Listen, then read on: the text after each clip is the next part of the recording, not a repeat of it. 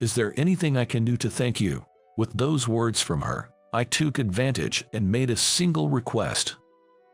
When I told her what it was, she blushed slightly and looked down.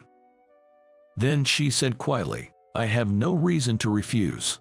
Her eyes were a bit moist, and her voice was trembling. "I am Mike Johnson, 30 years old. I'm laid back and also a ridiculously timid person. I've had opportunities for promotion at this age, but I'm not suited for management due to my personality, so I've turned them down. I'm happy to continue living peacefully as a regular employee.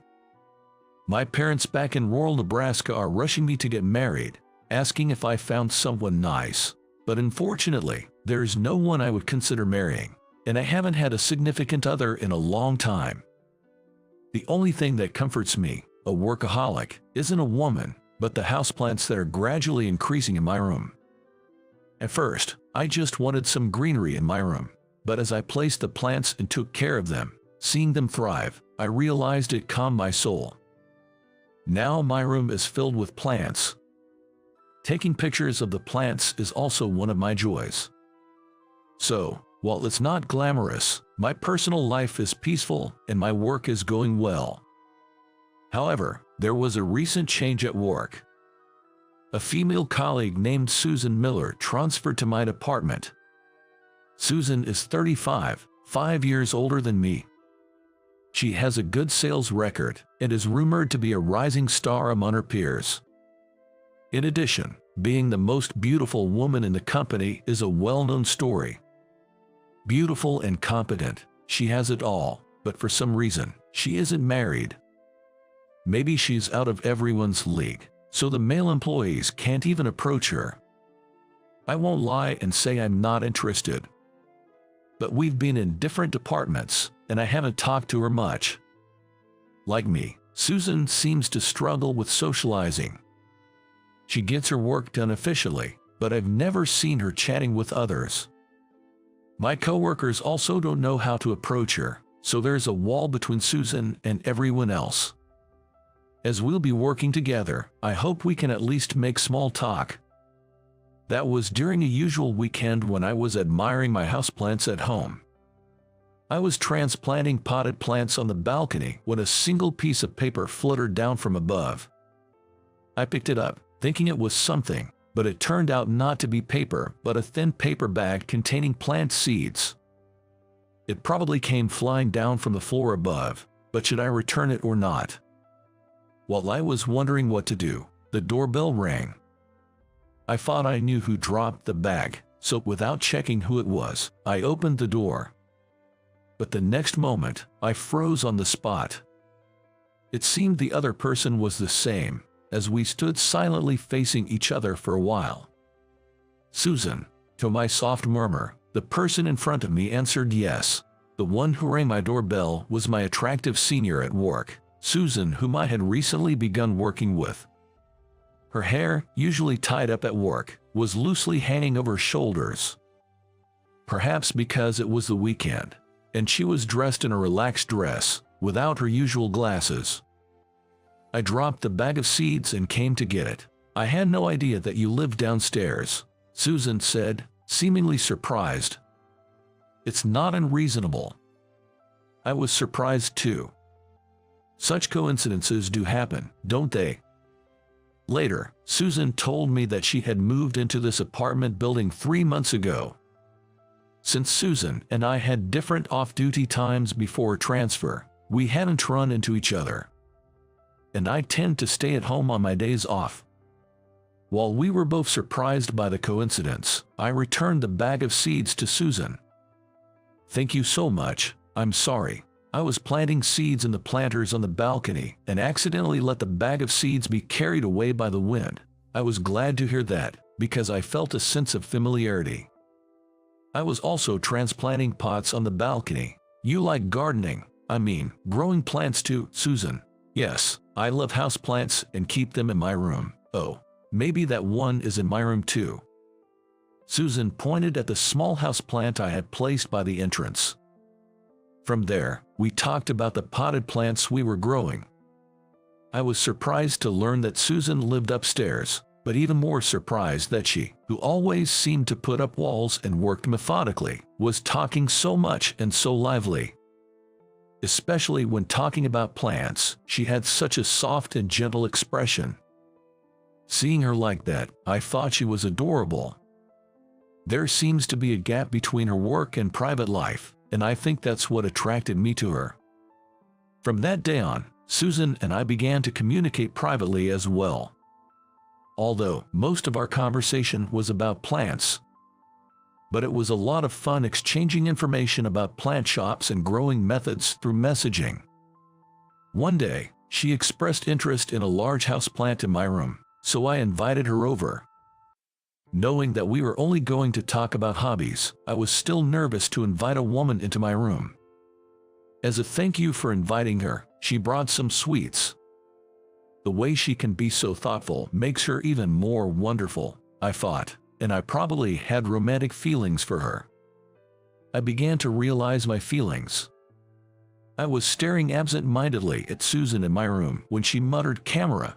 My SLR camera is sitting in my line of sight." I do a bit with the camera, too. I take pictures of houseplants and post them on my blog. It's fun, and it's a way to connect with fellow plant lovers. "Really now?" She said that, but she seemed more fascinated by the plants in the room than the camera. After privately talking with Susan for a while, I suddenly received a request from a beautiful colleague. The beautiful colleague, of course, is Susan. "I'm going on a business trip for a month. Can you stay at my place during that time?" I was indeed puzzled by this. Just because we'd been talking more didn't mean I could stay at her place. Seeing my troubled face, Susan continued with a smile. "I'm sorry for springing this on you. I was half joking about the living part. You don't have to stay. But while I'm away, I'd like you to take care of my plants. Some can be left alone for a while, but others need frequent care. This is my first time being away so long, and I'm really at a loss. My parents live out of state, so they can't come help." I felt relieved upon hearing that. Apparently, she doesn't have friends she can casually ask to take care of them. I know what kind of plants she has in her room, and I understand how to take care of them. Plus, Susan's house is right above mine, so it's easy to get there. But isn't it careless to let a man into a woman's apartment? I thought, but she reassured me by saying, "You're the only one I can ask. I'd trust you." I was pleased with those words. It wasn't that she was asking just anyone, but that she trusted me specifically to ask for my help. She persisted, and in the end, I agreed. I did it because she was in trouble, nothing more. It's definitely not because I was asked by the beautiful colleague I have a soft spot for, looking up to me. The night Susan went on her business trip, I, who had been entrusted with the spare key, headed to her house. Entering a woman's home when she wasn't there was a first for me, and I was filled with trepidation. Inside the room, there were as many houseplants or more as in my room. Each leaf was lush, and the stems were strong. It showed that she was taking good care of them. Previously, Susan had mentioned that she collected a lot of books about plants. She had told me that I could look at anything on her bookshelf when I visited during her trip, so I immediately checked to see what books were there. That's when I noticed a handwritten notebook mixed in with the books. Upon flipping through it, I realized it was Susan's notebook summarizing the characteristics and care methods of her plants. From the number of books and the contents of her notebook, I could tell that Susan wasn't just fond of plants, but was studying them to take care properly. I've grown various plants, starting with houseplants, but I never really studied them in depth. But as I looked through Susan's notebook, I began to enjoy it, and I became engrossed in reading her plant books and her compiled notebook in her room while she was away on business. I learned many new things, and it was exciting to have knowledge pouring into me. It was interesting and stimulating for me. I thought I was just going to take care of her plants in her place, but I ended up enjoying thrilling days beyond my imagination. When Susan came back, she thanked me for taking care of them, but I told her that I should be the one thanking her. I learned a lot and had even more fun growing plants. Hearing my words, Susan gave me a soft smile. My heart raced at her soft smile, softer than I had ever seen. No, I should be the one thanking you, Green Man. When she said that, my heart skipped a beat. Green Man is the name I use when posting pictures of plants on my blog. I write about their features and how to grow them, almost like a diary. I started it just to keep a record for myself, but sometimes I get comments from fellow plant enthusiasts. I've been writing since I was young because it allows me to connect with people who share the same hobby. I had told Susan about writing the blog, but I hadn't told her that I write under the name Green Man. I wonder how she knew. As I was thinking this, Susan told me a story about something that happened at a company she used to work for. It was a so-called toxic workplace that imposed a harsh environment with bullying, unpaid overtime, and no holidays. Apparently, she became physically and mentally worn down because of it. That was when I discovered Green Man's blog. I've always liked plants but never had the time to grow them myself. The pictures of plants on the blog and the peaceful diaries of living with them were healing for me. I read it almost every day. I had no idea Susan had such a past. I've also been in a situation where I became depressed because my relationship with my boss at my previous company didn't go well. Growing plants was part of my therapy for depression. I was so weakened, I sent a message to Green Man on his blog, "Work is hard, and I don't have time to be healed by plants." And he replied, "Quit your job, and let's be healed by plants together." Hearing that, my memory came flooding back. I had indeed had such an exchange on my blog. Since she was talking about how hard it was to go to work, I couldn't see it as someone else's problem. I myself couldn't quit my job due to anxiety, but once I quit, I realized that both my mind and body were becoming healthier. There's no need to be crushed by the company, so if it's tough, it's better to get out early. That's what I thought. Back then, I was told by my parents and those around me to try a little harder, but no matter how hard I tried, the situation didn't get any better. The first person to tell me that I could quit was Green Man, and I was glad, and I felt really relieved. So I quit the company right away. I wanted to send a thank you message, but I left a dark message, so it felt awkward to send another one. But I'm really glad I quit my old job. It's all thanks to you, Mike. Thank you. No, I also wondered how the person who gave me that message was doing. It was you, Susan. I'm relieved. How did you figure out that Green Man was me? She seemed to have guessed by looking at the cameras and desk calendar when she came to my room. I hadn't noticed, but apparently, the things in my room and the desk calendar were often captured in the photos I posted on my blog. She still didn't seem to be sure. But when I wrote on my blog that I was taking care of a friend's plants for a month while she was on a business trip, that seemed to be the deciding factor. I'm grateful that she still checks my blog, but I feel a little anxious, thinking that a woman who has feelings for me is reading it. What if I wrote something strange? But other than that, I felt nothing but joy. A person who was troubled like me was able to move forward because of my words. And she has become a fellow plant lover. I felt that the fact that my blog, which started as a hobby, had become something I could push people to do, would give me confidence.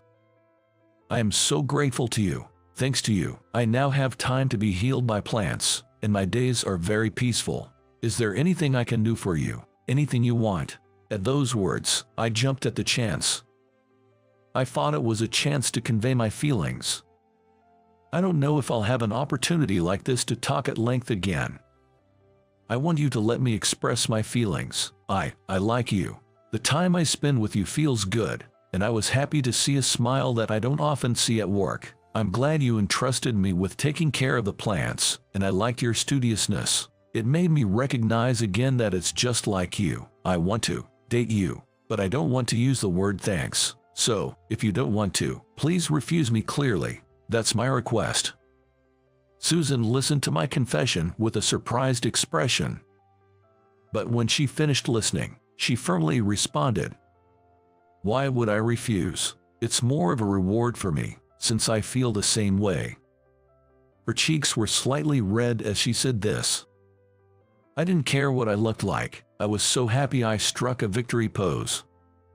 Seeing me, she burst out laughing. Our relationship was going well, and there were changes at work too.